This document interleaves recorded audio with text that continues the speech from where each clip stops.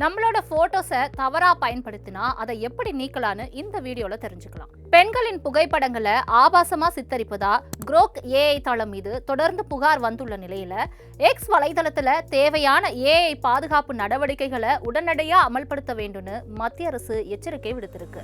அதே நேரம் ஏஐ தொழில்நுட்பம் வேகமா வளர்ந்து வரும் நிலையில அதை தவறா பயன்படுத்துவது சமூகத்திற்கு பெரிய ஆபத்தா மாறும்னு தெரிவிக்கப்பட்டிருக்கு. குறிப்பா பெண்கள் மற்றும் சிறார்கள் அதிகமா பாதிக்கப்படும் நிலை இருப்பதாகவும் கூறப்படுது.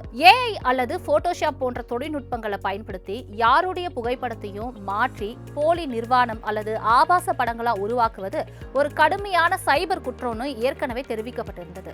அதே போல இப்படியான போலி புகைப்படங்களால பாதிக்கப்படும் நபர்கள் stopNCII.org என்ற இணையதளத்துல தங்களின் அசல் புகைப்படம் மற்றும் மாற்றப்பட்ட புகைப்படத்தை சமர்ப்பிச்சு தவறா அப்லோட் செய்யப்பட்ட புகைப்படத்தை நீக்கலான்னு தெரிவிக்கப்பட்டிருக்கு.